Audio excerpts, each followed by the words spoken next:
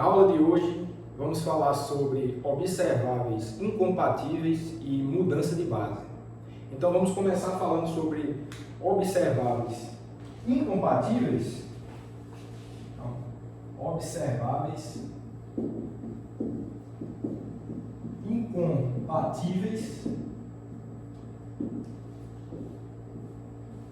E a primeira noção importante sobre esses tipos de observáveis é que, ao contrário dos observáveis compatíveis, dois observáveis incompatíveis, eles não possuem um grupo completo de AutoCAD simultâneos. A gente viu na aula passada que os compatíveis possuíam um grupo de AutoCAD simultâneos. Questão da degenerescência, poderia haver ou não, mas no caso dos incompatíveis não existe um grupo de AutoCAD simultâneos. E a gente vai mostrar isso agora de uma maneira bastante simples. Então, primeiro ponto, não existe um grupo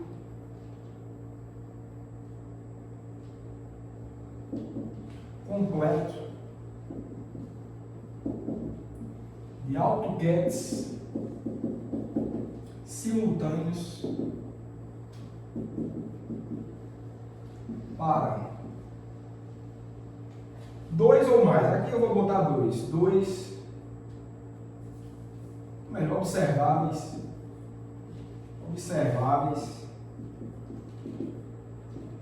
incompatíveis A e B.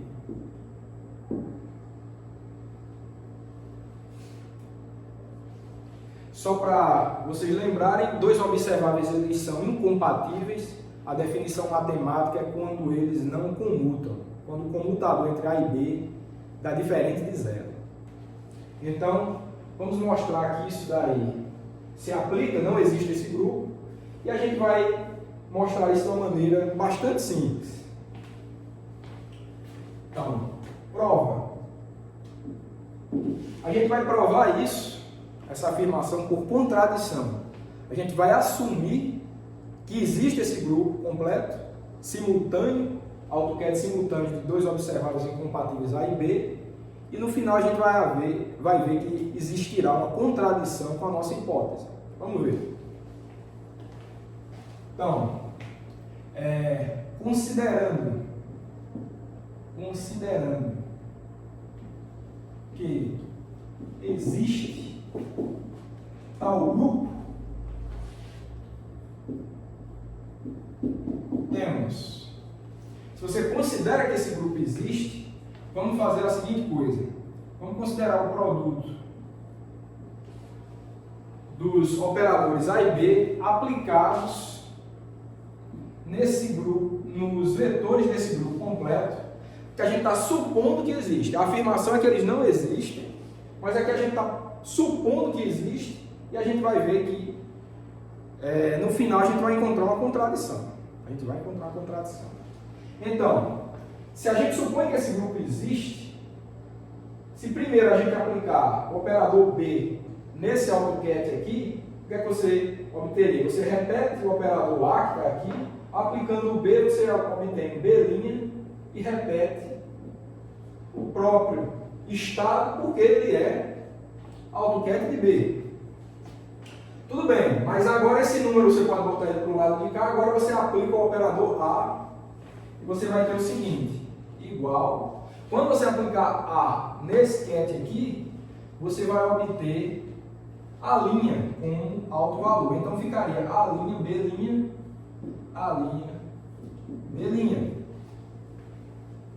Vou chamar essa daqui de equação 1. Agora vamos fazer o inverso. Por outro lado, se você agora aplica na sequência primeiro A, depois B nesse AutoCAD, que você supõe que seja simultâneo, vamos ver o que é que dá. Ao você aplicar o A primeiro, você vai obter a linha vezes o próprio AutoCAD. Então você repete o operador B. Ao aplicar o operador A' aqui vai ser, você vai ter o alto valor A' vezes o próprio AutoCAD. Depois você aplica o operador B, você está supondo também que ele esse aqui é AutoCAD de B, então de novo você vai encontrar B' como alto valor, então você vai ter o produto de A' com B' repetido aqui o AutoCAD. Eu vou chamar isso aqui de equação 2, e das equações 1 e 2 temos de 1 e 2 temos que A, B aplicado em A', B' vai ser igual a BA aplicado em A', B', porque a gente encontrou o mesmo resultado para essas duas relações. Certo, então daqui a gente conclui o seguinte, a gente pode passar esse termo para o lado esquerdo aqui, a gente vai ter o seguinte, ó, aplicando AB menos BA no AutoCAD A', B', isso aqui vai dar igual a zero, porque você passou ele para o lado de cá. Isso aqui, essa discussão toda só vai fazer sentido se esse AutoCAD, você supõe que exista esse grupo e que seja simultâneo de A e B, tem que ser não nulo, senão não faz sentido essa discussão. Então, para que seja não nulo, se esse aqui é não nulo, para que essa equação seja satisfeita, é necessário que esse parênteses aqui seja zero. Então, daqui a gente conclui que o comutador, o que é que tem nesse parênteses? É o comutador de A com B tem que ser igual a zero. Então, essa daqui é a nossa equação do número 3. Bom, então o que quer dizer isso daqui? Se para satisfazer isso daqui, é necessário que A comute com B. E o que é A comutar com B? A gente já viu na aula passada. Isso quer dizer que A e B são observáveis compatíveis. E isso está em contradição com a nossa hipótese. A gente queria provar, por contradição, que não existem um grupo de AutoCAD simultâneos de dois observáveis incompatíveis. Então, ao construirmos esse desenvolvimento aqui, o tempo todo a gente estava supondo que eles eram incompatíveis, que era isso que a gente ia tentar ver se era possível existir esse grupo comum de AutoCADs. E ao desenvolver tudo isso, no final a gente vê que isso só é verdade se A comutar com B. Então, a nossa hipótese de observáveis incompatíveis não se sustenta, porque para que isso seja verdade, eles precisam comutar, ou seja, ser compatíveis. Em matemática você chama isso de prova por contradição. Então, está provado aqui que realmente não é possível que você tenha um grupo completo de AutoCAD simultâneos para observáveis incompatíveis. Então, essa é a primeira característica dos observáveis incompatíveis que difere dos observáveis compatíveis. Vamos adiante. Vamos tentar entender agora um pouco da física relacionada com os observáveis compatíveis, já que a gente já deu uma informação matemática, então vamos falar um pouco sobre a física deles. Para isso a gente vai ter, claro, que discutir experimentos, medidas executadas com relação a observáveis incompatíveis. Então, o que a gente vai fazer agora é o seguinte: vamos considerar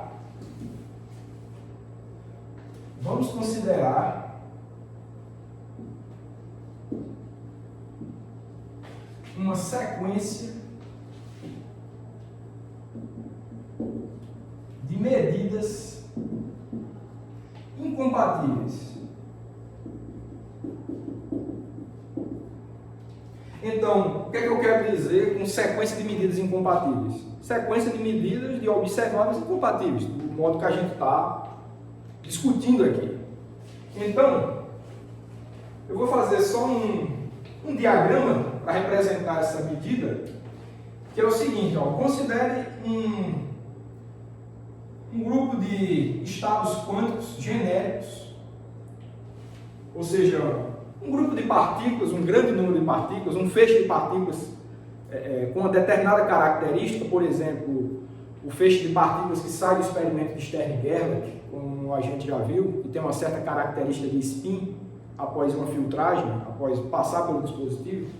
Então, a gente vai considerar aqui um certo estado de entrada, pode ser até aqueles átomos de prata vindos do forno, se você quiser pensar dessa forma, mas o que eu estou fazendo aqui é geral. Então, considere que vai ser executada uma medida do observável A.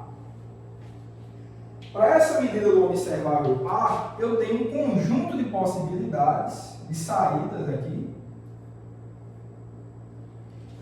que corresponde a todos os possíveis AutoCADs do observável A, como a gente já tem visto.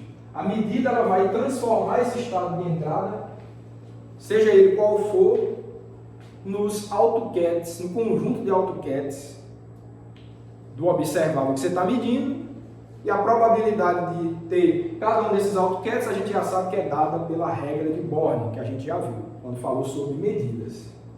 Mas o que eu quero fazer aqui é o seguinte, eu quero bloquear todas as possíveis saídas, exceto uma. Então, eu quero filtrar, realmente, eu vou bloquear, vou botar um anteparo aqui, para todas as partículas, eu quero absorvê-las aqui. E eu quero deixar passar somente as partículas que têm estado à linha. Digamos, o primeiro do grupo de AutoCADs de A. Tudo bem, então, entendido essa parte, o que eu quero fazer agora é submeter esse grupo de partículas que sobrou a um observável B, ou seja, eu quero fazer uma outra medida de um observável B, que aqui, como eu já falei ali, estamos supondo que é incompatível com A. E eu vou considerar a mesma situação, eu vou dizer que, claro, vamos ter todas as possíveis possibilidades de AutoCADs para o observável B, mas eu quero filtrar todas exceto uma, que nem na primeira medida. Então, eu vou botar um anteparo aqui e vou deixar passar somente um dos possíveis AutoCADs que eu vou chamar de B'. Ao final, eu ainda quero fazer uma outra medida, um outro observável incompatível com os outros dois, que eu vou chamar de observável C. Então, faço uma medida de C,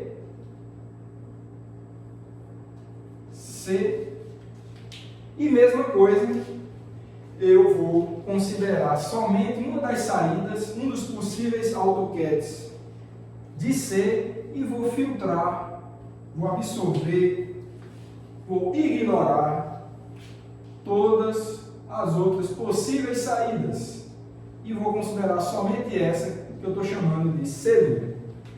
Então, recapitulando, é feita uma medida do observável A, tem N possíveis AutoCADs, você supõe que a dimensão do espaço de Hilbert desses observáveis é N, então eu filtraria N-1, eu só deixo passar uma específica, você pode escolher qual que você quer. Faço a mesma coisa com um observável seguinte, B, que é incompatível com A, deixo passar somente um dos estados, dos autoestados, e de novo faço de novo isso com um observável incompatível com os outros dois, C. E ao final eu vou ter somente um feixe de saída aqui, que provavelmente vai ser bastante atenuado em relação à entrada. Provavelmente vai ser. No geral vai ser. Bom, o fato é que o que a gente quer fazer agora é justamente calcular essa atenuação, o quão fraco esse feixe é em relação à entrada que você tem aqui. Bom, para isso a gente vai ter que utilizar, claro, a regra de Born, que é ela que vai te dar as probabilidades de uma partícula sair desses vários AutoCADs possíveis. Então, para calcular isso, eu vou supor aqui que esse estado A', ele está normalizado. Eu não vou considerar essa entrada, não. Eu vou considerar sempre o meu grupo, o meu ensemble completo, o meu 100%, como sendo esse feixe aqui que foi filtrado, o resultado da primeira filtragem, quando a medida do observável A foi feita. Então, vamos fazer isso agora. Então, considerando a linha normalizada, para isso, matematicamente significa que eu estou considerando o meu ensemble total como sendo esse aqui, tá? Então, considerando a linha normalizada, qual a probabilidade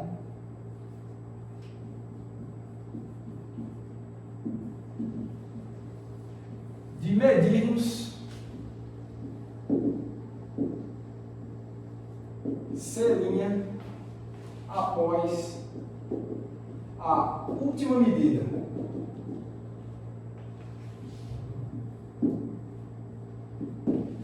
Qual a probabilidade da gente, dado que esse daqui está normalizado, é o meu 100%, esse feixe aqui, qual a probabilidade de eu medir um feixe C', esse feixe C' depois da última medida do observável C?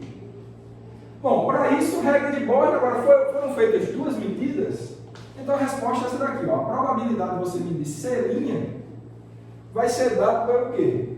Primeiro, a probabilidade de eu obter C' a partir do estado B'. A entrada aqui nesse último observável foi B'. Então, se era B', se ele estava nesse estado B', eu fiz uma medida de C, do observável C, qual a probabilidade de eu obter C'? Isso daqui é dado pela regra de Born, né?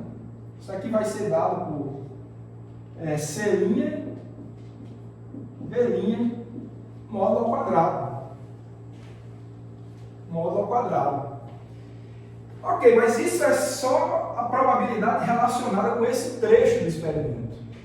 Mas você pode perguntar também, e esse trecho inicial?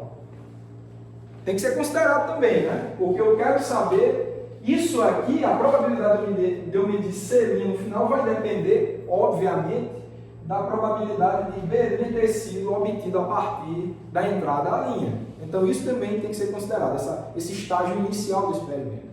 Como é que você considera isso? Da mesma forma, é regra de Born. Agora, só que o que você tem que entender é que você tem um trecho do experimento que é independente do outro. A probabilidade de medir alguma coisa aqui não tem nada a ver, um evento independente da medida de C' em relação a uma entrada B'.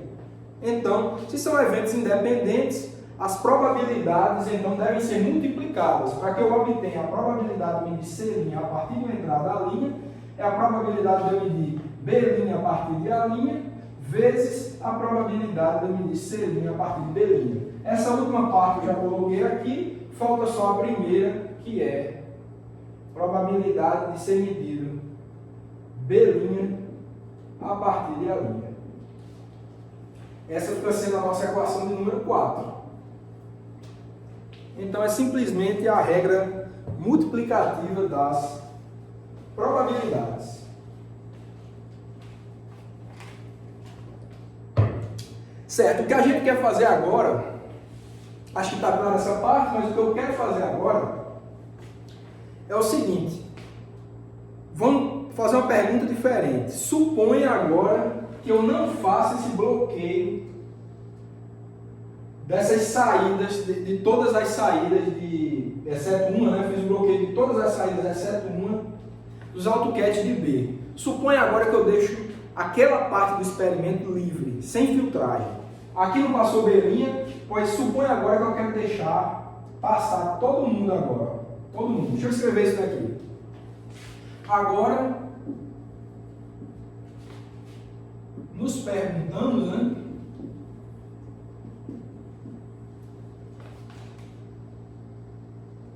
Qual seria PC' se não houvesse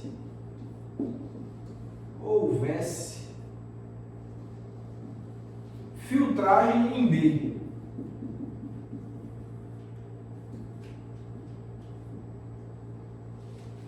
Filtragem em B. Tá? Então, essa, obviamente, vai ser diferente, né? Estou modificando o experimento. O que a gente espera é que a probabilidade de medir C' vai ser alterada. Agora, como é que a gente contabiliza essa alteração? Como que isso muda no cálculo?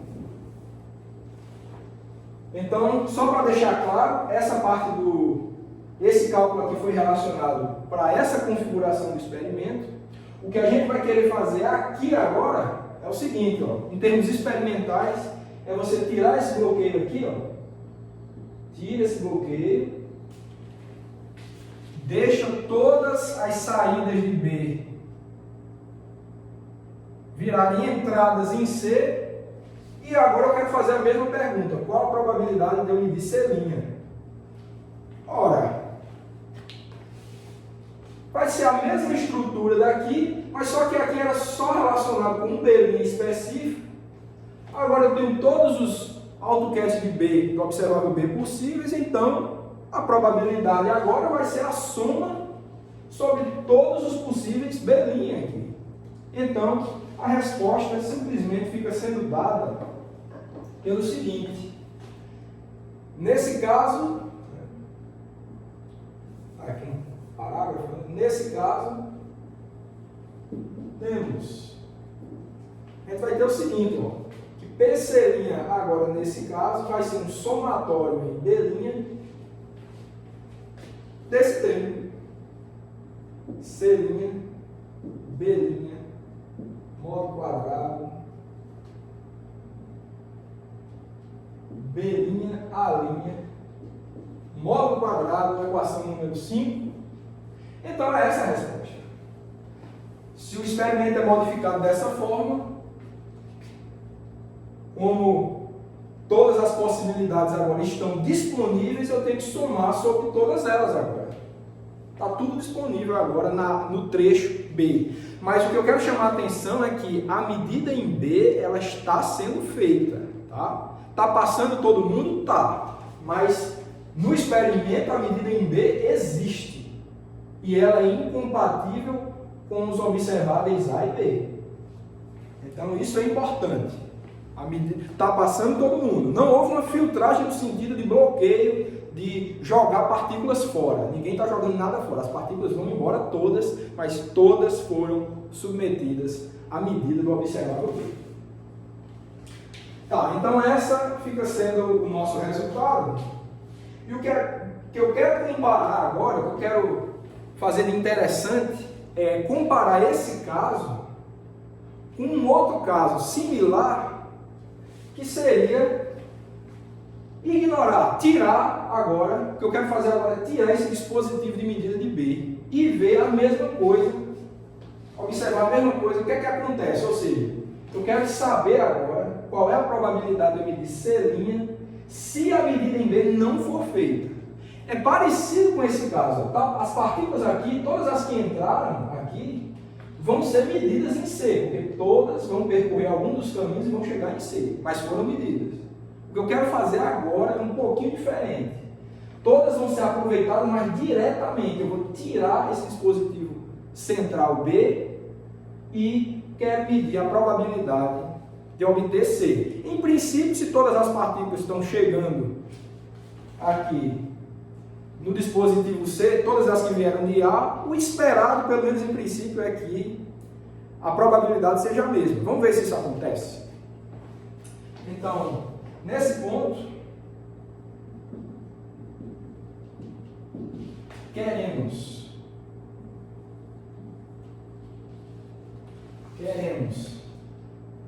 recalcular PC' se a medida de B não for feita. De B não for feita. Tá, então, o que é que vai acontecer? Vou apagar aqui. Para não fazer outro desenho, eu vou aproveitar esse. Então, neste caso, temos. Então, vou aproveitar essa estrutura aqui e vou fazer o seguinte, ó. Eu vou apagar o dispositivo B, é a nova medida agora. Estou mudando de novo o aparato. Vou tirar o dispositivo B. Então, vou apagar ele aqui. Apagar tudo isso. E o que eu quero fazer agora é justamente pegar todas as partículas à linha, todo esse feixe à linha aqui, e submeter diretamente à medida de C. Não tem mais dispositivo B. E eu quero comparar com esse caso ali que a gente encontrou da equação 5. Bom, para fazer isso daqui, a regra de Born, de novo, não tem saída, não existe outra regra para você calcular probabilidade de resultado em mecânica quântica. Então tem que ser isso. Agora o que a gente tem que fazer é preparar quem é o estado de entrada e o de saída para a gente calcular esse direito. O segredo é só esse, mas a regra de Born é uma só. Então, o que a gente tem que fazer aqui é expressar o estado à linha como combinação linear dos estados B', que estão aqui, ó, a gente pode fazer isso. É o mesmo estado à linha, mas só para fazer uma comparação melhor, para a gente visualizar melhor esse comparativo com a equação 5, eu posso, obviamente, escrever esse A' com combinação linear. Deixa eu fazer um pouco maior aqui para vocês enxergarem. Eu quero fazer o seguinte, ó. Eu quero esse estado A', tá? Com combinação linear dos estados B'. É isso aqui. Ou seja, tá claro que é isso, né? Porque se você reparar, esse somatório em B' é uma identidade. Então, só estou aplicando a identidade do próprio A. Estou fazendo em relação à base de B', que nem está ali naquele experimento, o observável B nem está no experimento, mas, de novo, estou escrevendo com essa estrutura porque eu quero comparar com a equação 5. Quero ver se são iguais e, se não forem, onde é que está a diferença. Certo, então, apagar aqui.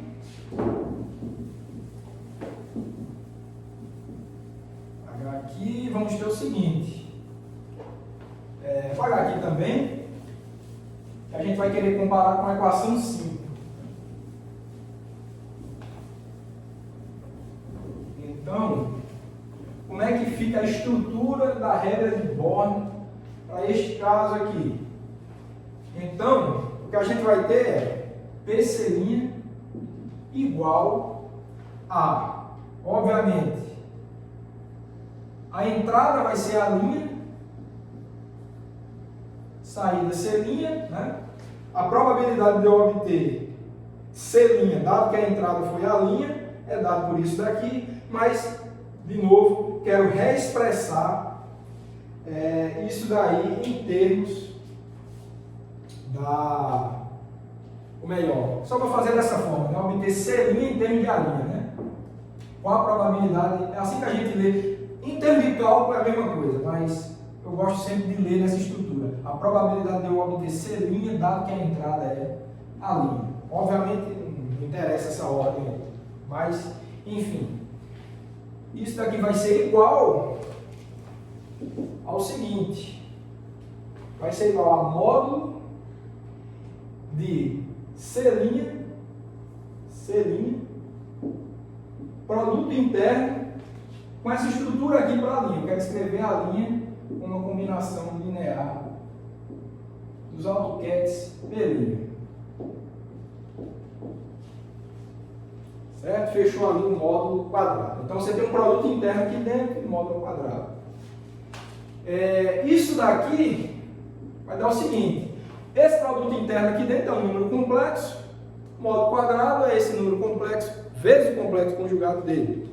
Então, isso daqui vai ficar igual a um somatório em B', somatório em B, duas linhas, para a gente dar conta dos termos cruzados dessas somas, né? É um produto de somas. Então, o que vai ocorrer aqui vai ser um termo do tipo C', B', A', que é o número em si, dada a entrada aqui, vezes o complexo conjugado, que vai ser, agora em B', né? Vai ser B, duas linhas, C', A', B, duas linhas. Acho que eu vou botar isso aqui primeiro. Deixa eu ver como é que eu fiz aqui. Acho que é melhor botar esse aqui primeiro. Vou escrever assim. O complexo conjugado desse número aqui, né? Vai ficar A', B, duas linhas, que é a parte desse, e o complexo conjugado desse vai ficar B, duas linhas, C'. De novo, só estou alterando o índice, que aqui estava a linha e aqui é duas linhas, para a gente dar conta de todos os termos cruzados dessa, que é um produto de soma, né? Ok, então fica com essa estrutura aí, que eu vou chamar de equação de número 6, certo? Lembrando que tem um produto, tá? Isso aqui é uma coisa só. E o que a gente vê, pessoal, é que acabou aqui, né, o cálculo, e o que a gente vê é que, obviamente, esse resultado aqui é diferente desse. Obviamente é diferente desse. Lembrando que este foi o resultado em que todas as partículas passaram aqui, mas foram submetidas à medida do observável B, nesse ponto aqui. Essa é a probabilidade de obter C' naquela configuração anterior. Agora, se eu tiro B', as partículas vão passar todas do mesmo jeito, mas a diferença é que B', o observável B não vai ser medido. Não vai ser medido. Esse dispositivo está ausente, que nem na figura. Então, a gente observa que a probabilidade de medir C' vai ser diferente. O que é que eu quero dizer com isso? Apesar de todas as partículas que saíram de A terem chegado em C nas duas situações, mas o fato de você ter feito essa medida central em B ou não fazer essa medida faz diferença. Esse que é o ponto fundamental, a característica fundamental de observáveis incompatíveis. Eles perturbam a medida. De novo, todas as que saem de A entram em C nos dois casos, tanto aqui quanto aqui. Mas a probabilidade de medir C' após a última medida muda pelo fato de você fazer ou não essa medida central de B, que é incompatível com esses observáveis. Então, está mostrado dessa forma que a medida de um observável incompatível, ele modifica, ele perturba o estado do sistema. E essa perturbação é manifestada nas probabilidades.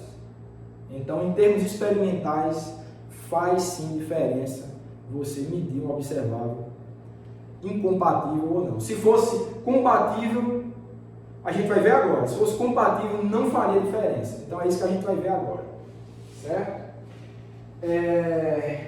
Então, eu vou escrever isso, né? Então, como vemos, 5 e 6 são diferentes.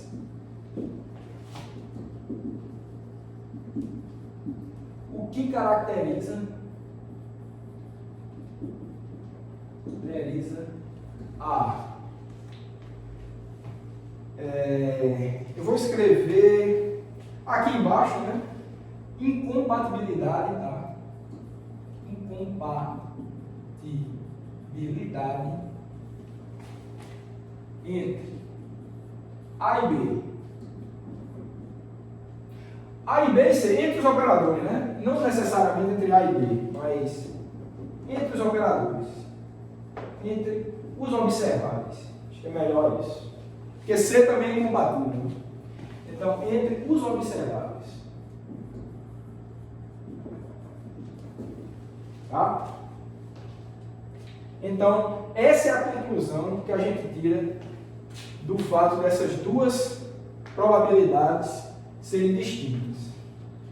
Tá, o que a gente quer fazer agora é o seguinte, ó, eu vou fazer só um comentário com vocês, final dessa parte, eu vou falar de outra coisa a partir de agora, mas uma pergunta importante é que fica, ok, entendi, o fato dos observáveis serem incompatíveis inevitavelmente perturba o estado do sistema, mas a pergunta que pode ser feita é a seguinte: e se B, aquele observável B aqui, ele fosse compatível com A e com C? Ou seja, e se eles comutassem? Né? Se B comutasse com C e B comutasse com A, ou seja, o comutador de A e B e de B e C fossem nulos, será que ainda permaneceria essa diferença? O fato é que não, e eu vou só comentar aqui com vocês, vamos ver se vocês entendem. Olha, se, por exemplo, vamos supor que B e C são compatíveis. Se vocês lembrarem da última aula, se dois observáveis são compatíveis e eles são não degenerados, como esse eu estou tratando aqui, né? Cada caminho tem o seu autovalor específico.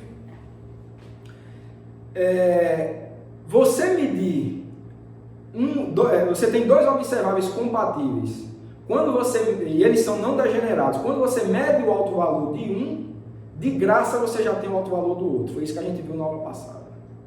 Tá? Então, e mesma coisa, se você medir o segundo, esse segundo aí, se você descobrir o autovalor dele, de graça você já tem do primeiro. Então, um autovalor identifica univocamente o outro, se os observáveis forem compatíveis. Nesse caso, se um autovalor ou um autocat desses observáveis compatíveis agora, essa análise, identifica o outro, então, medir C' obrigatoriamente o vincula com um cat B', por exemplo. Ó. Se eu medir um C' na saída, se houvesse o B aqui, ter medido um C' significa que eu tenho sim o resultado de um observável B que é compatível. Então, para um dado C' só existe um B', não pode ter um B' diferente. Então, ó, esses termos aqui, nesse caso, ficaria assim, ó. C' identifica um B', então C' não pode ser B duas linhas, tem que ser o mesmo B'. Tá? Então, da mesma forma, essa estrutura ficaria amarrada em B'. Esse é o segredo. Tá? E se quiser pensar de outra forma, A e B são compatíveis, medir uma linha já te identifica um B' também. Aqui, ó. Aqui tinha B duas linhas, né, que eu apaguei. Então, se mediu a linha, só tem um B' identificado com ele, vinculado com ele. Então, aqui só pode ser a linha B' também. Não poderia ser B duas linhas, B três linhas. Então, a estrutura se resume somente a um B' específico, não tem B duas linhas, e, consequentemente, essa soma aqui, ficaria somente uma soma em B'. Agora sim, se você compara as equações 5 e 6, você vai ver que são idênticas, né? Ó, o que é isso daqui, ó? Esses dois termos aqui, quando multiplicados, eles dão justamente esse aqui, ó. Esse termo multiplicado com esse, dá exatamente o módulo de B' ali ao quadrado. E esses dois termos aqui, ó, quando multiplicados, tá? Eles dão justamente C', B' módulo quadrado. Então, nesse caso, as probabilidades são iguais. Espero que vocês tenham percebido aí esse cálculo.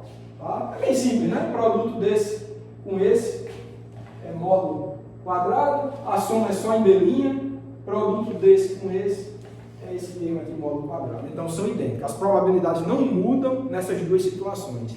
E que situação é essa? Só lembrando, Esta daqui seria o caso em que você faz a medida de um B', de um observável B compatível e deixa todo mundo passar. Essa daqui é a ausência do observável B. Então não faz diferença, nesse caso agora, se o observável for compatível, se o observável B for compatível com A e C, medi-lo ou não nesse estágio central não faz diferença das probabilidades aqui de saída da medida do observável C. Então, está aí a diferença fundamental entre observáveis compatíveis e incompatíveis. Em resumo, uma medida de um observável compatível não altera a estrutura do estado quântico medido anteriormente. A medida de um observável incompatível inevitavelmente altera o estado do sistema e isso é repercutido nas probabilidades finais de medida, certo? Então, fica sendo essa a principal diferença física entre observáveis compatíveis e incompatíveis. Tudo bem? Ok, então, sobre esse ponto, eu vou fechar a discussão aqui e o que eu devo comentar com vocês agora, eu vou comentar um pouco sobre relação de incerteza. Vamos lá.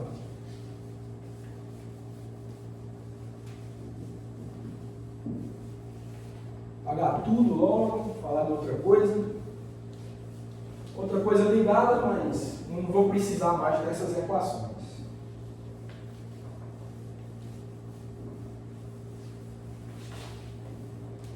Então, vamos lá.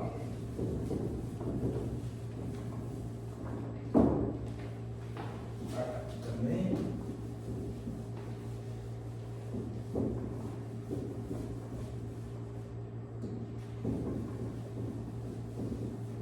Vamos lá, o próximo ponto agora, que é relações de incerteza, pode ser estudado tanto do ponto de vista de observáveis compatíveis e incompatíveis. Então tem a ver com esse tema também.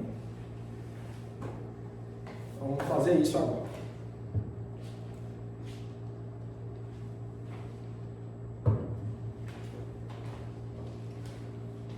Relação de incerteza.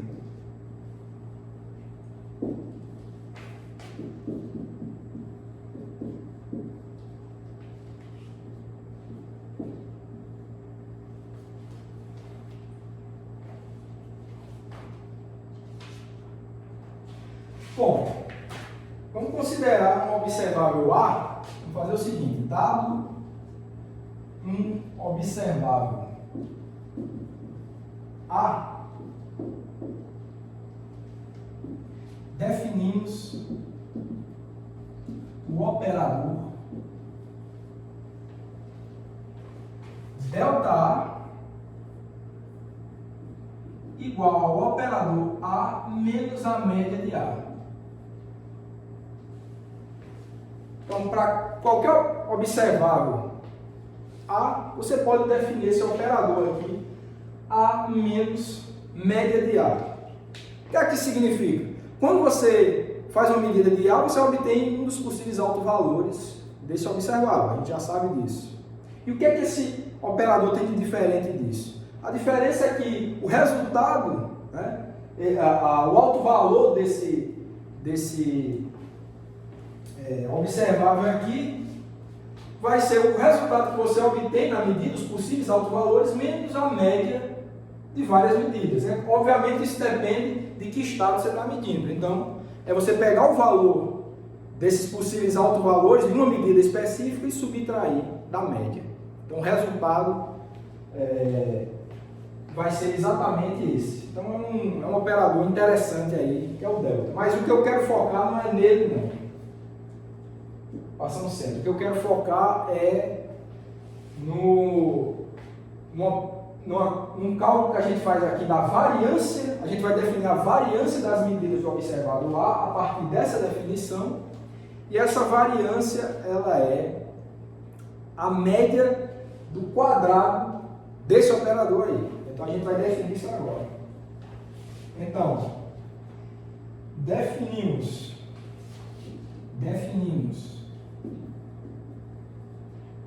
a variância de A com a média, vou colocar aqui, a média do quadrado desse operador que a gente definiu aqui. Só para lembrá-los o que é variância, como a gente está falando em medidas, tem probabilidades envolvidas em você obter determinados resultados dessas medidas que a gente está falando. Se você tem uma distribuição de probabilidade para essas medidas, você tem uma média, por exemplo, para essas medidas. Obviamente você vai ter uma média. E a depender do quanto que os valores individuais dos resultados dessas medidas diferem da média, se afastam da média, você atribui uma variância a essa distribuição de probabilidade. Se os resultados individuais dessas medidas se distanciam muito da média, você diz que essa medida, essa distribuição de probabilidade tem uma variância larga. Se, por outro lado, os valores dessas medidas sempre estão muito próximos ao valor médio de todas essas medidas, você diz que essa distribuição de probabilidade dos resultados tem uma variância pequena. Então a variância ela vem quantificar o quanto que medidas individuais de um determinado observável diferem da média de todas as medidas. Então, variância é um conceito importantíssimo nesse sentido. Se você tem uma medida que sempre dá o mesmo resultado, a variância é zero, não se distancia nunca, sempre deu a média. Então essa é a noção de variância, que vem do estudo da estatística. Tudo bem, então isso daqui vai ser igual à média de A menos média de A, fechou, ao quadrado, tirar a média. Isso daqui vai ser igual à média de A ao quadrado menos 2 vezes o operador A vezes a média de A mais média de A ao quadrado. Tira a média disso tudo. Isso daqui vai dar igual a média de A do operador A ao quadrado. Vamos ter menos 2 vezes média de A ao quadrado, porque isso aqui ficaria uma média também, mais média de A ao quadrado. E finalmente você encontra aqui essa variância do operador A, das medidas desse operador, desse observável, vai ser igual a média de A ao quadrado menos a média de A ao quadrado. Perceba a diferença. Aqui você está tirando a média do operador ao quadrado e está subtraindo da média do operador ao quadrado. Então tem essa... Acho que a expressão matemática ela é mais autoexplicativa do que as palavras, mas está claro aqui esse conceito. Vou chamar aqui de equação 8. Então, o cálculo dessa estrutura aqui, chamada de variância, vai te dizer o quanto que medidas individuais de um dado observável para um sistema quântico vai se distanciar da média. Então, qual é a situação? Você tem um dado sistema quântico, num certo estado quântico, você vai executar um conjunto de medidas desse observável, e esse conjunto de medidas, cada medida individualmente só vai te fornecer um valor que são os possíveis autovalores desse observável. A gente já sabe disso, do conceito de medidas. Tá? Agora, a depender desse estado inicial, pode ser um alto valor só, podem ser 2, podem ser todos. Então, essa distribuição de probabilidade não depende somente do observável que você está medindo, mas, obviamente, também depende do estado quântico que está sendo submetido a essas medidas. Então, apesar de que está explícito aqui a dependência do operador, mas como você vê aqui temos médias e essas médias são tiradas com relação ao estado que você está medindo. Então depende tanto do observável quanto do sistema quântico que você está testando, que você está medindo. Ótimo. Então, vamos ver o que a gente pode fazer com isso daí. Bom, o que a gente pode fazer, acho que para fixar melhor isso daí é dar alguns exemplos com um sistema que a gente conhece, que é o sistema de spin-meio.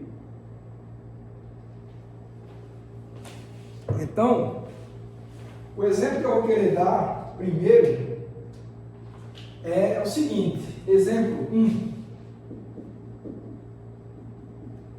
Vamos calcular variâncias, tá? E ver que faz sentido físico. É isso que é interessante. Então, medida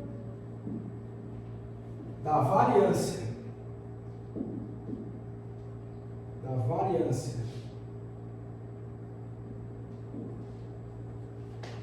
De um operador Sx, que é uma medida de quê? Da projeção do spin das partículas do spin meio na direção x para o estado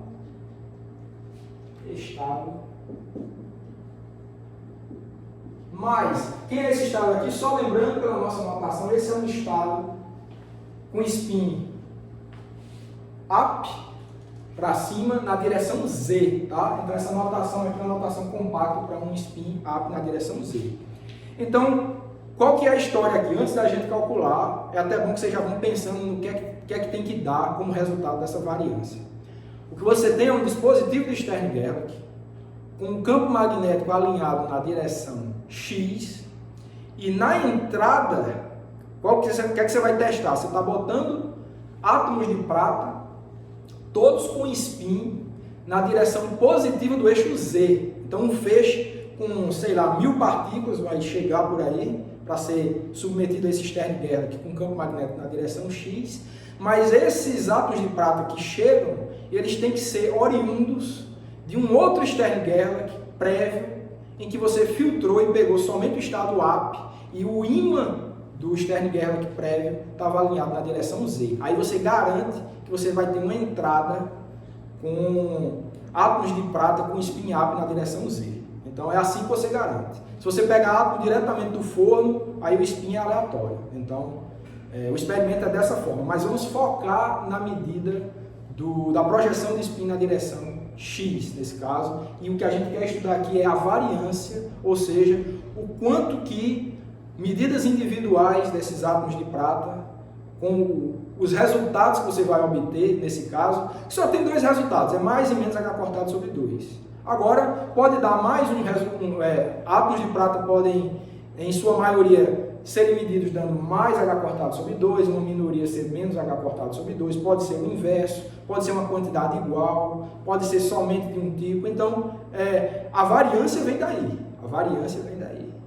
O quanto que as medidas individualmente se distanciam da média. Ok, então, vamos calcular isso, né?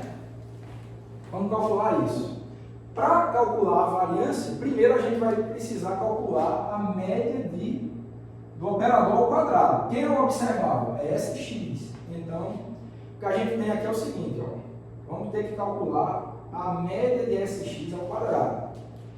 Lembrando que isso depende implicitamente do estado que você está medindo. Então, você tem que calcular isso aqui, ó, estado lá, é a média, né? Então, Sx... desculpa, aqui é o quadrado, né? O quadrado fica dentro aqui. Eu quero medir esse termo primeiro, tá? Eu quero calcular esse termo primeiro. Então vai ficar Sx ao quadrado mais... Vamos calcular isso, né? Isso aqui vai dar mais... Quem é o operador Sx? Se vocês não lembrarem, dê uma olhada nas aulas anteriores. Dá H cortado sobre 2, que multiplica up, down, mais down up, certo? Então esse é o primeiro Sx, vezes, mas como é ao quadrado, então eu tenho que multiplicar por outro igualzinho, né? Então vai ficar H cortado sobre 2, mesma coisa, up, down, mais down up, E para fechar aqui, tem que ter o ket mais. Vamos calcular isso daí. Vamos lá.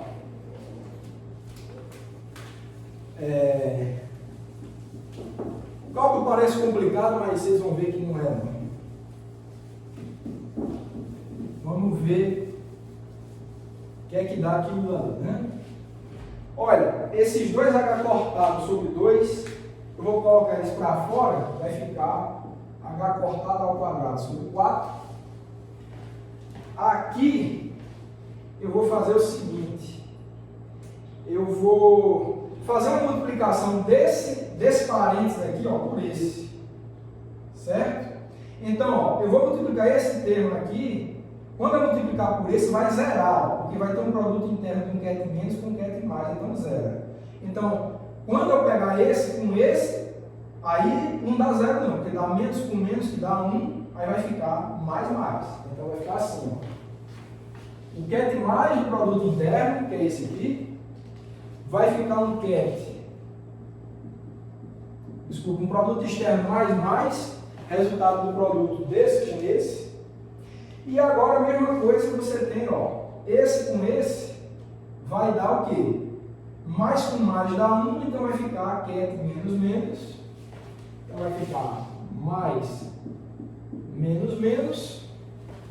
E quando eu multiplicar esse aqui, eu estou pegando o último, né? Esse com esse vai dar zero, porque mais com menos dá zero. Então, só fica isso aqui mesmo, tá? Fica isso aqui mesmo e vou fazer menorzinho para caber tudo aqui, que é o seguinte, mais, menos, menos, fechou aqui e fechou o produto interno aqui, o sanduíche, tá? Tudo bem, então vamos calcular isso daí, né? Isso daqui vai ser o quê, ó? Só vai ficar esse termo, né? Ó, mais com mais vai ficar 1, esse termo quando for operado vai ficar 0, então vai ficar h cortado ao quadrado sobre 4. Então, esse é o resultado da medida da média do operador sx quadrado para o estado A em Z. Mas, para a gente calcular a variância, ainda falta a gente calcular a média do operador sx ao quadrado. Então, vamos calcular a média de sx. Tá? Então, temos também... Eu vou colocar a equação número 9 aqui para esse. E a gente vai calcular Sx. A média de Sx, que vai ser o quê? Mais, aí você vai ter H cortado sobre 2, que é Sx. Mais, menos, mais, fechou parênteses, mais. Isso vai dar igual a quê? Olha, vai ter, ó, esse sanduíchezinho aqui, ó, mais com mais dá 1, mas menos com mais dá 0. Então esse termo não contribui com nada. E esse daqui, ó, mais com mais dá 1, agora mais com menos dá 0. Então também não contribui com nada. Então isso daqui dá simplesmente 0, pessoal. Se isso dá 0, obviamente, a média de Sx ao quadrado também dá 0. Então, equação de número 10. Então, rapidinho a gente calculou esse trecho. Tá? Então, o que a gente quer agora é calcular a variância, que é essa a pergunta. Essa é a pergunta. Tá? Então, vamos ver como é que fica. Tá? Vamos ver como é que fica essa variância. Bem simples agora, é só subtrair, né? E vamos discutir o resultado físico dela. Então, assim, para a variância, temos... A gente vai ter o seguinte, ó, que a variância, a gente escreve assim, ó, Sx, né, ao quadrado, que vai ser igual a média de Sx ao quadrado, menos a média de Sx quadrado fora, né? Isso daqui vai dar simplesmente h cortado ao quadrado sobre 4 menos 0, né? Então isso daqui dá simplesmente h cortado ao quadrado sobre 4. Deu não nulo, né? Então agora, ok, o cálculo é esse. Será que tem como a gente interpretar esse resultado? Olha, pessoal, o fato é que tem, eu vou fazer uma interpretação bem rápida com vocês aqui, que é o seguinte, vamos imaginar um experimento. O experimento é uma medida do Sternberg na direção X. A entrada é um feixe de átomos de prata polarizado na direção A e Z. O que é que você espera sair daqui? Vocês já sabem. Quem não lembrar vai lá na primeira aula, né? Isso daqui vai dar, ó, um feixe AP em X, SX+, e um feixe SX- com igual intensidade. Com igual intensidade. E os autovalores, tá? Só continuar aqui, ó. Os autovalores associados a essas medidas, a esse de cima é H cortado sobre 2, esse aqui é menos H cortado sobre 2, tá? Bom, se eles têm igual intensidade, então o mesmo número de resultados mais H cortado sobre 2 vai ser igual ao mesmo número de resultados menos H cortado sobre 2. Qual é a média desses resultados? Vai ser zero. Se tem a mesma quantidade de mais H cortado sobre 2 e menos H cortado sobre 2, vai ser zero. E o cálculo mostrou isso para a gente em determinado estágio. Olha aqui, ó. SX, média de SX deu zero. Então é justamente esse fato. O mesmo número de átomos de prata que subiu, foi defletido para cima no experimento, foi o mesmo número de átomos de prata que desceu. Então a média deu zero. Ok, mas e em relação à variância? O que é que ela diz? De novo, a variância te diz o quanto que medidas individuais desse experimento se distancia da média. A distância não nula, certamente, porque a média, a gente acabou de discutir que dá zero, né? A média é zero. Essa é a média, é zero. E as medidas individualmente, elas se distanciam dessa média. Individualmente nunca vai dar zero. Uma medida individual nunca vai dar zero. O que dá zero é a média. As medidas ou vão dar mais H cortado sobre 2 ou menos H cortado sobre 2. Tá? Menos, né? Menos H cortado sobre 2.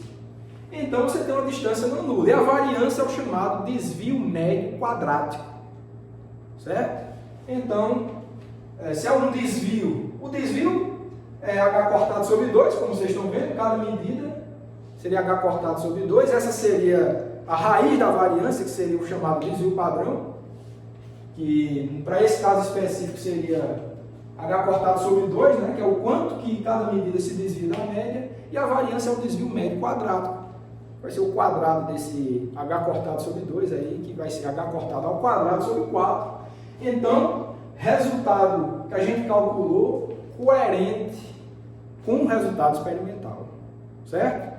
E nenhuma surpresa, né? Porque, como eu já falei, a mecânica quântica ela foi fabricada para dar certo com resultados experimentais. Ela foi feita, como eu já falei aqui, sob medida para que isso funcionasse.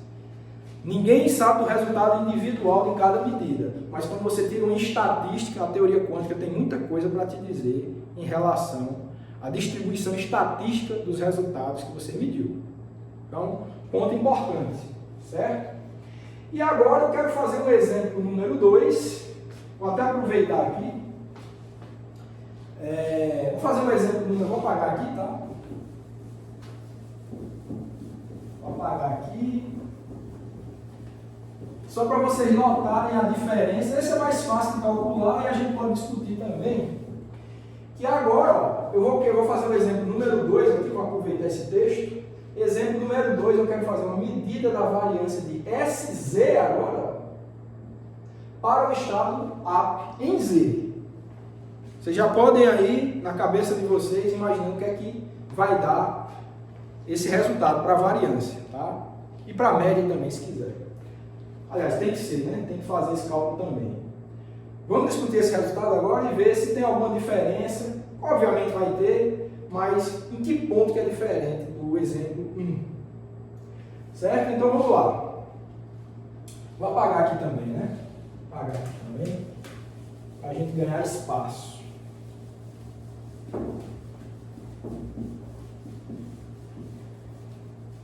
Esse cálculo que a gente vai fazer agora, ele é mais simples, tá?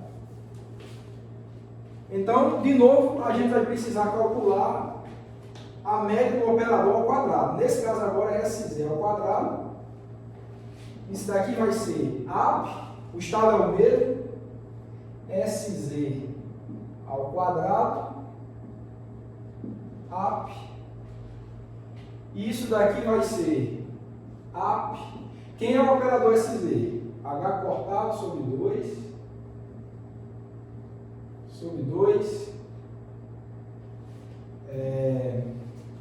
Aí fica up menos down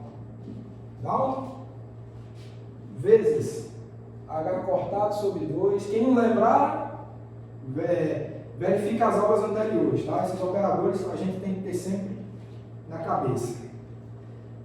De novo ele, né? Então, up menos down vezes, fechou aqui o produto interno, quer mais, né? Quer mais. Certo, vamos ver quanto é que dá isso, né? Vamos lá. Então, isso daqui vai dar igual aqui. De novo, eu vou botar H cortado ao quadrado sobre 4 para fora, que são esses dois aqui. E eu vou fazer o produto desse com esse, ó. Vai ficar bem simples, né? Ó, vai ficar... Esse termo só vai sobreviver quando multiplicado por esse, porque com esse aqui vai dar 0, né? Por causa do mais e menos, então é esse vezes esse, que vai dar somente... Começar o produto interno aqui, então vai ter o termo up. Esse aqui é o resultado do produto desse com esse. E agora vai ter que ter o resultado do produto desse com esse, que sobrevive porque esse com esse se anula. Então vai ficar mais, né? Menos.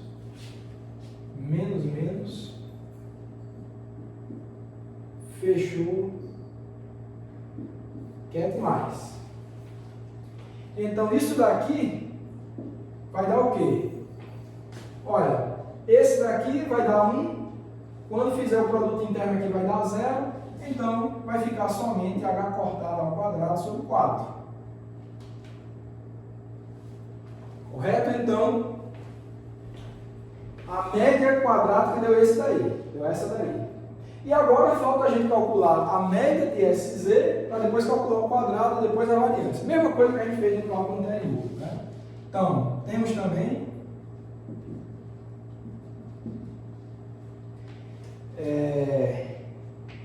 que a média de SZ vai ser igual a AP, SZ, AP. Isso daqui vai dar H cortado sobre 2, AP menos down. Fechou? AP. Somente esse termo sobrevive da mesma forma, então vai dar H cortado sobre 2. Esse é o resultado de SZ. Tá? Só para dar números, eu acho que essa aqui é a equação 11. E daqui a gente encontra que a média de SZ ao quadrado, que a gente achou a média de SZ, então vai ser igual a H cortado ao quadrado sobre 4, que é o quadrado disso aqui. Essa é a nossa equação 12. Certo? Então, pagar aqui para a gente calcular a variância, tá? Eu vou até deixar essa figura aqui para a gente aproveitar. Ok, então assim, né, temos, vamos calcular a variância agora. Então vai ser, ó, variância de SZ vai ser média de SZ ao quadrado menos a média de SZ ao quadrado. Que, pelo nosso cálculo, vai ser aqui, ó, média de SZ ao quadrado, a gente achou aqui, né? Na equação 11. H cortado ao quadrado sobre 4. Menos SZ, a média de SZ ao quadrado, também H cortado ao quadrado sobre 4, da equação 12. Então, isso daqui simplesmente dá igual a zero. A zero. Então, vamos tentar interpretar também esse resultado, né? Vou aproveitar esse desenho, tá? A situação só muda num aspecto agora, que, primeiro, aqui é o mesmo estado AP de entrada, mas o externo de guerra que é em Z. Você vai medir em Z, tá? Então, vou apagar esse X aqui, vou botar em Z. E a gente já sabe o que é que a gente encontra de uma medida como essa. Se ele entra AP em Z, eu vou medir o spin na direção Z, eu só vou ter um feixe de saída, que é um feixe AP. A gente já discutiu isso na primeira aula. Então, o que é que acontece? Esse feixe down aqui, que dá valores menos H cortado sobre 2, não existe nessa medida.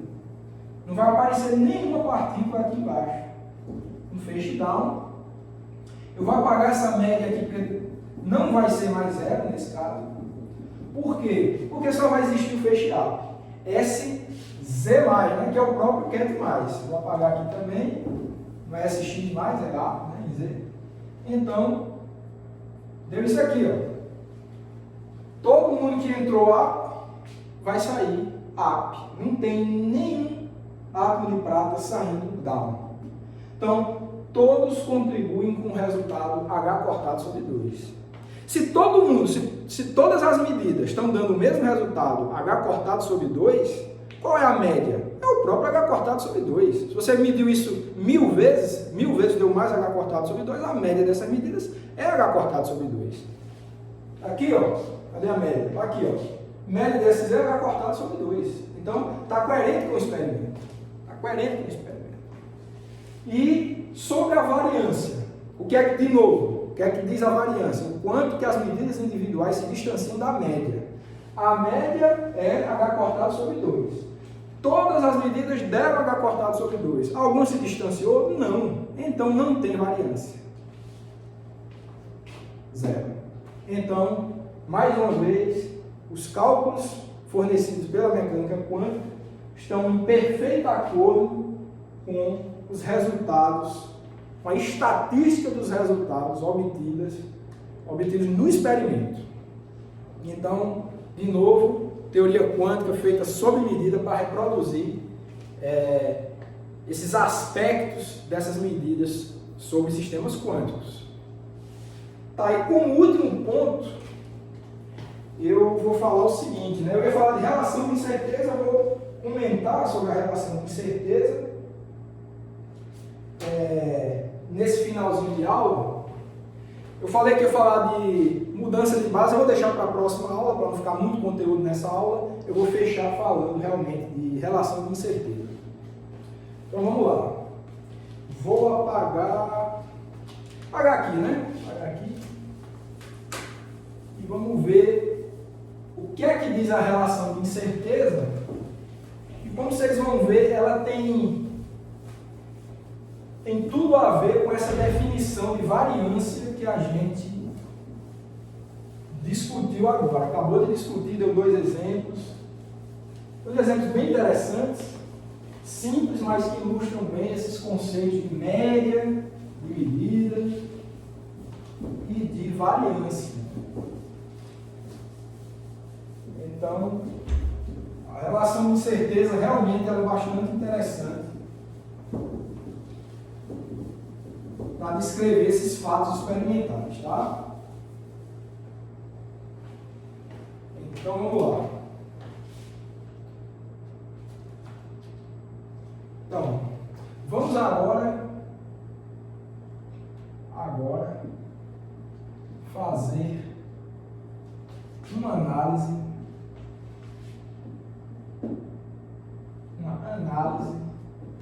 da relação de incerteza que é dada por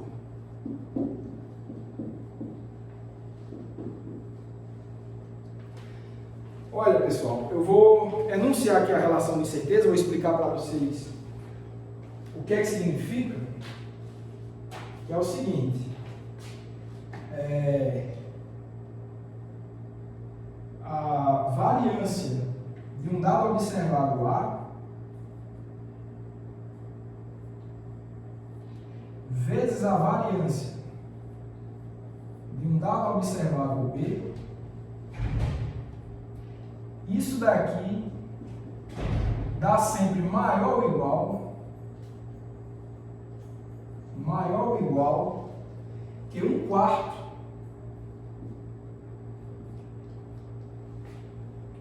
acho que eu vou botar aqui mais no canto, tá?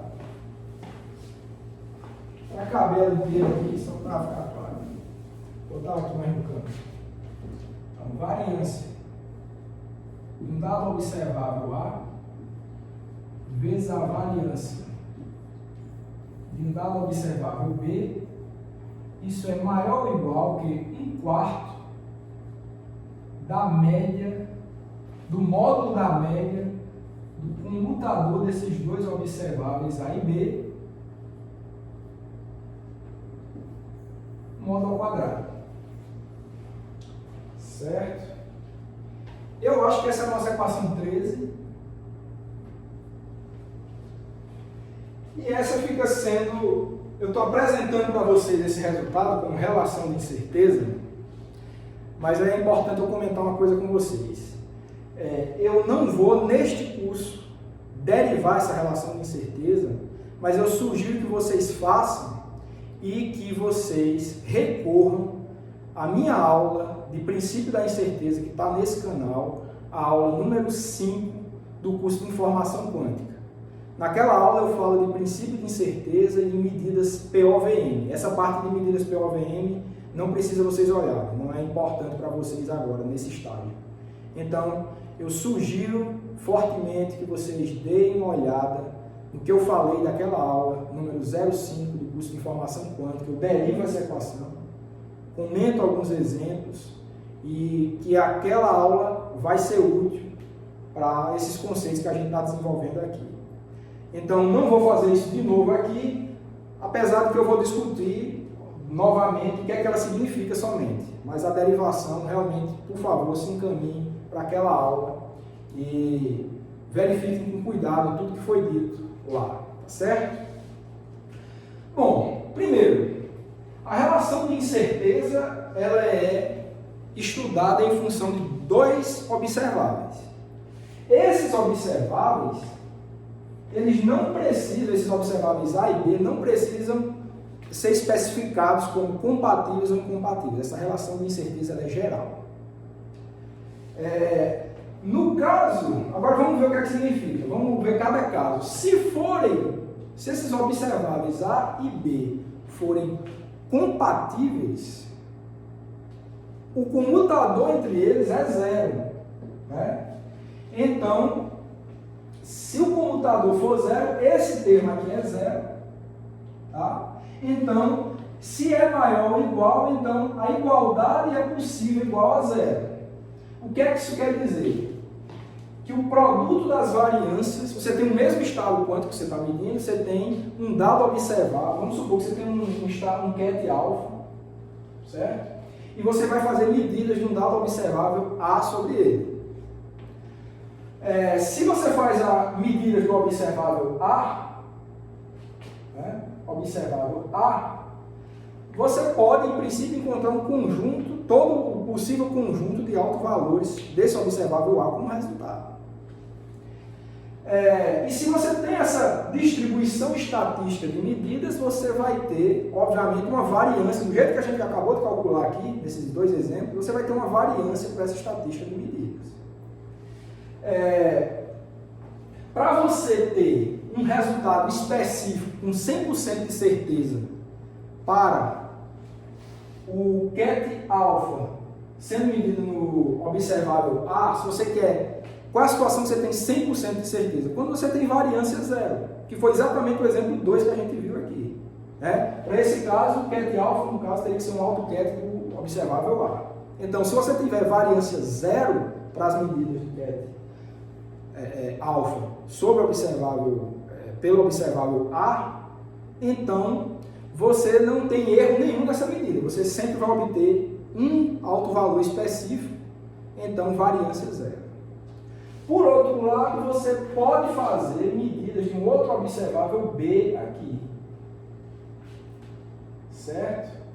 Então, mesma coisa. Você pode, em princípio, obter, daqui você tem o conjunto de AutoCADs possíveis, né? A duas linhas, a N, certo? Mesma coisa aqui, você vai ter um B linha, um B duas linhas, um BN, né? Todas as possibilidades, certo? Então, o que essa relação de incerteza diz para a gente é que o produto das variâncias só vai ser zero para esses dois observáveis se esse lado de cá for nulo, né? Seria o caso de uma possível igualdade aqui, e isso só vai ocorrer se o comutador de A e B for zero. Então, para uma medida com essa estrutura aqui, você só vai obter com 100% de certeza um desses possíveis AutoCAD de A e um desses possíveis AutoCAD de B para o mesmo estado alfa, se A e B forem compatíveis. Só assim você pode conhecer com 100% de certeza o resultado de medidas do observável A e do observável B ao mesmo tempo. Então você vai poder conhecer as duas coisas ao mesmo tempo. Só se A e B forem compatíveis. Se A e B forem incompatíveis, esse comutador dá diferente de zero, esse módulo quadrado aqui vai te dar um número real positivo, mas é positivo, ele é maior que zero, certo? Então isso te dá, esse lado direito da desigualdade, te dá um limite inferior para o produto das variâncias. Se você quiser chamar também o produto das incertezas da medida. Então, se eles forem incompatíveis, esse limite mínimo do produto das incertezas ele é positivo. O que é que isso quer dizer? O produto das variâncias nunca vai poder ser zero. Você nunca vai poder conhecer o resultado dessas duas medidas, desses dois observáveis, para esse estado alfa com 100% de certeza. É impossível que você saiba com 100% de certeza qual o alto valor, qual o resultado da medida em A e qual o resultado da medida em B, se A e B forem incompatíveis. Então, lá naquela aula que espero que vocês vejam, é dado o exemplo em que o operador A e o operador B são os operadores de posição e momento. Esses dois operadores eles não comutam, a gente ainda vai ver nesse curso. Então, se eles não comutam, aquela relação ali está dizendo que é impossível você saber com 100% de certeza o resultado de medidas de posição e de quantidade de movimento sobre um sistema quântico ao mesmo tempo. Então, a relação de incerteza quer dizer isso. E nessa aula lá eu comento sobre esse caso. E, além disso, além desse caso importantíssimo, aliás, originalmente, o princípio de incerteza foi derivado pelo Heisenberg, como vocês devem saber, e no artigo original o estudo era feito exatamente sobre medidas simultâneas de posição e de momento, mas nesse contexto que a gente está vendo aqui, com a forma da equação 13, a relação de incerteza ela também pode ser estudada do ponto de vista de medidas de projeção de spin. Eu pedi para que vocês mostrassem, eu só mostrei numa aula anterior, só exibi o resultado, por exemplo, que o comutador de SX e SY, ele vai dar IH cortado SZ. Tá? Ou seja, o comutador de SX e SY é não nulo, ou seja, eles não comutam, portanto, não são compatíveis. SX e SZ são incompatíveis. Então, cai nesse último caso que a gente discutiu aqui.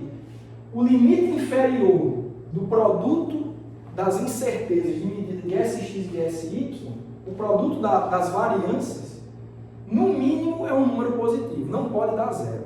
Não pode dar zero. Isso quer dizer o quê? Que para um dado sistema quântico você não pode conhecer simultaneamente o resultado da projeção de spin na direção x dessa partícula e o resultado da projeção de spin dessa partícula na direção Y. No geral, direções ortogonais de spin não podem ser conhecidas simultaneamente. A natureza proíbe isso, tá? E é importante que se diga a natureza, porque essa relação de incerteza ela é um limite imposto pela natureza quântica do sistema.